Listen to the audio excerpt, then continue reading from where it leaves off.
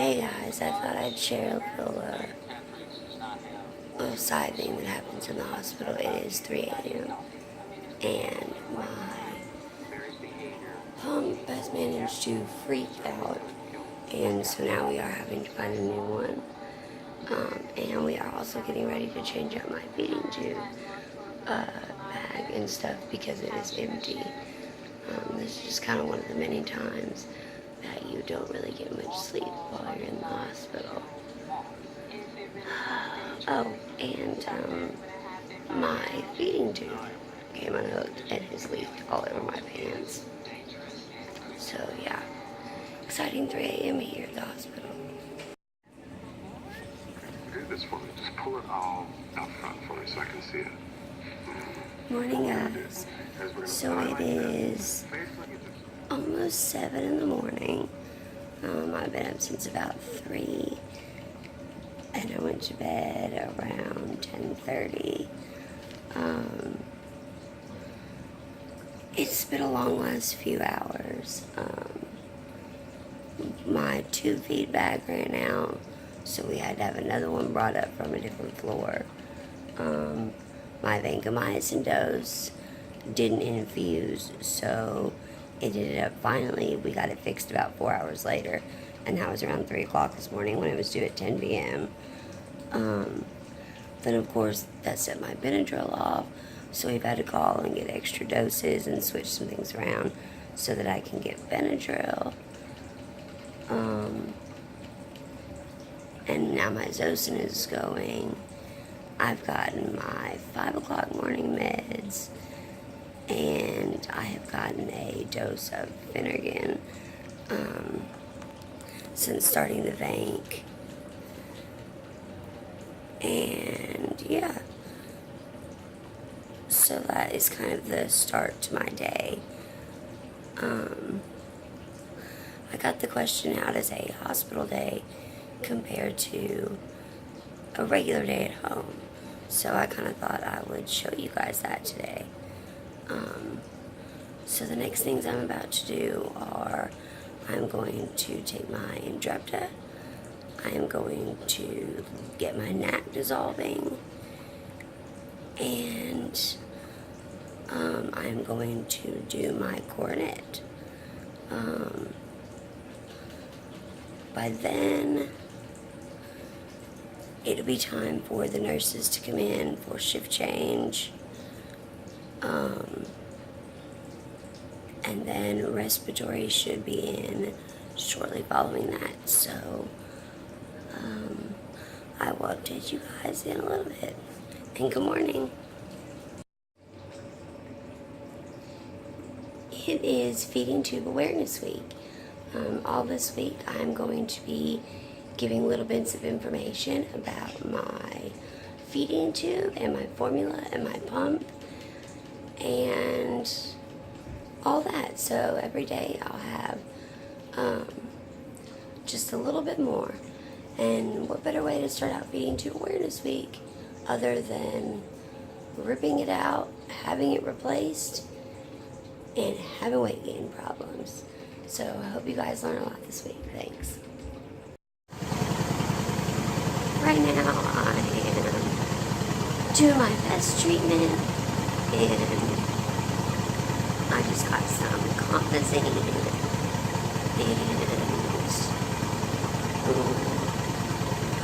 yeah, trying to get this done. I'm kind of napping while I'm doing it, to be honest. Hopefully I have a good session.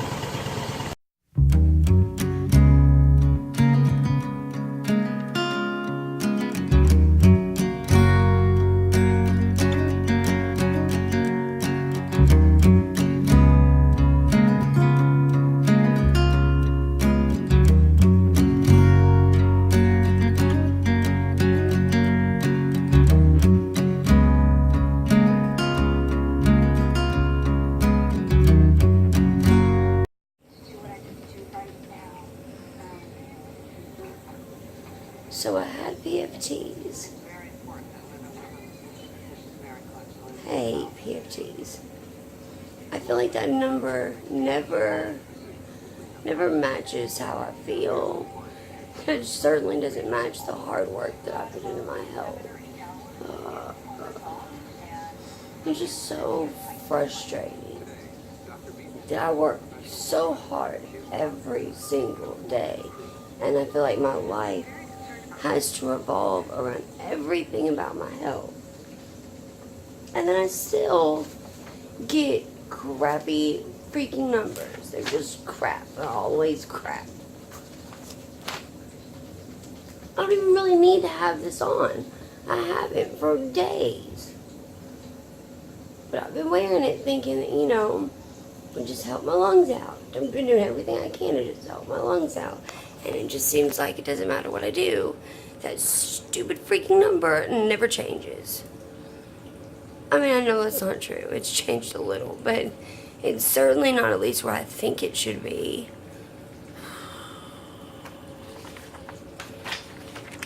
Me and CF, we were already fighting, but like, it's on now. I've tried all these different things, and you know what, maybe I need to try doing all of these things at the exact same time. I've been really sitting the last few weeks, really thinking and planning out a plan of attack. Now granted, I am maintaining. That is really good. To be stable with CF is huge. But I want to gain, I want to grow, I want to get better. I want more out of my body. So I've really been trying to come up with a game plan.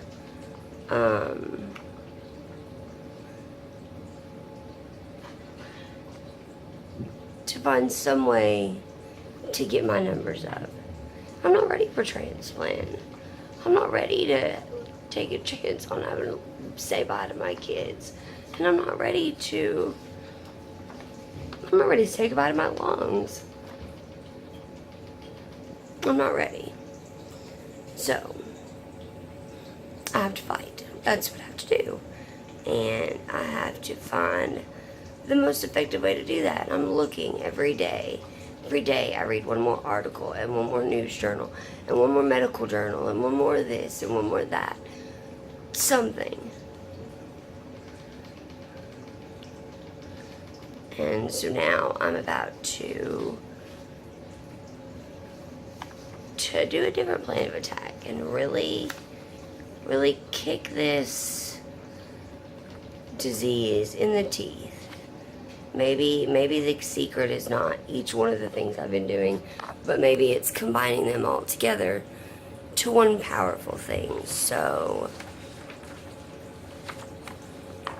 wear my PFTs for the start of the year. By the end of the year, that's not what these bad boys will say. I'd really like to grow my lung function by 10% this year. You know, that's a percent a month. I think we can do it. I think we can really do it if maybe not. Do you ever wonder sometimes with this disease, at what point are you just living in a state of denial? Maybe I'm in denial about how sick I am. Why can't my lungs get the mind over matter thing and get with the program and realize that they're not going to get me down, and I'm going to beat this, and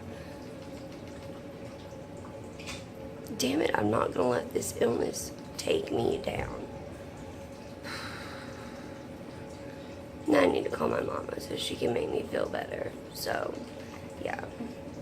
Just had PFTs. I am stable, but I'm not improved any. And while stable is good, I want improvement. So, to the drawing board to find out and figure out a major plan to bring these PFTs up. I'm just not quite ready to say, give me a transplant. I'm just not. So my doctor came in and she was really, really sweet. I was in tears over my PFTs. Not because they're bad or worse or anything. You know, I want them to reflect how I feel, and I feel like they should be higher, and they're just not. But she did tell me that I shouldn't be discouraged, because over the last year of PFTs, I am actually very stable. I have no increase, but I've had some good ones. But for the most part, my numbers have stayed exactly the same. Which, to most people, I know you're thinking, well, that's not very good, because your lungs crappy. But they're not getting worse. So I'm trotting along in this little line here. Like, you know, if you draw a line, I'm like this. Most people, their line goes steadily down. So the fact that I'm stable is really important. Hey guys, how y'all doing? I am winding out my last day in the hospital. I get to go home in the morning. I'm so excited. When we leave here, I have a dental appointment to set surgery dates for my teeth extraction. And then after that, we're gonna go see my mom and stop and say hi to my sister, and then be home before Olivia gets home off the bus. I hope. That'll be a huge surprise for her. Today's been an okay day. I'm tired. I think that the Benadryl and the Finnegan round the clock is wearing me out. I'm tired, but I'm struggling to sleep. Benadryl makes me sleepy after a while, but it makes me really antsy, and so all I want to do is sleep, but then I'm like, my anxiety's high because of it. So I decided I'd spend the afternoon giving myself a Valentine's Day manicure and pedicure. I gotta show y'all. Look at that. How cute, isn't it? Yeah. I'm in the hospital, and I spent a lot of time in leggings, and something about since I was a kid, I have always brought nail polish to the hospital and painted my nails. So just getting packed up. I got all my stuff, the beginnings of it starting to pack up, and we gotta be out of here early in the morning, so I want to make sure that I'm totally ready to go and get discharged so I can head out.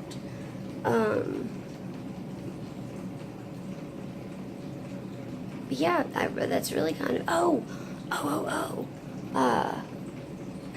I bought some new oils. I bought cedarwood, thyme, and rosemary, and I'm anxious to see everything I was reading about them. They're great respiratory blends, they're great antibacterials, and they're good for the immune system. So I'm really hoping that I can find a new regimen. Anybody watching this, if you have ever nebbed essential oils, please contact me. I have a lot of questions and very curious about nebbing essential oils, but I'm still gathering research so I can present it to my care team and see if it's a good option. We talked about IVIG. No go on that. Doctors don't think that I'm at a point where it's worth the risk, so we're not going to do that right now.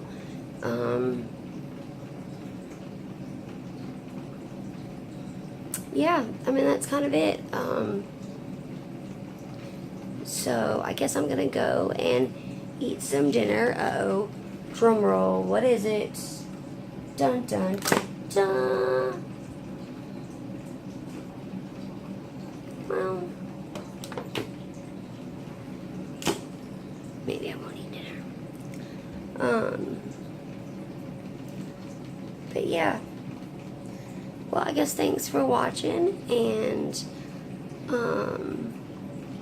sorry for the, I'm sure this is probably an emotional vlog post. Just gets really hard some days dealing with CF and trying to not let it discourage you. I feel like I work 8 hours a day, every day, as hard as I can to beat this illness, and sometimes it's just relentless, and you don't get to take a break from it, and sometimes no matter what you do, it doesn't matter, the outcome is already determined. I mean, but I really truly believe that God gave us everything we needed to cure ourselves, even genetically. And so I think that, I think the answer's still out there, and I think he's going to help me find it. And when he does, I'm going to share it with all of you guys.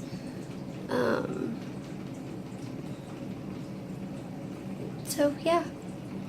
Well, I guess I will talk to you guys later, and have a good night.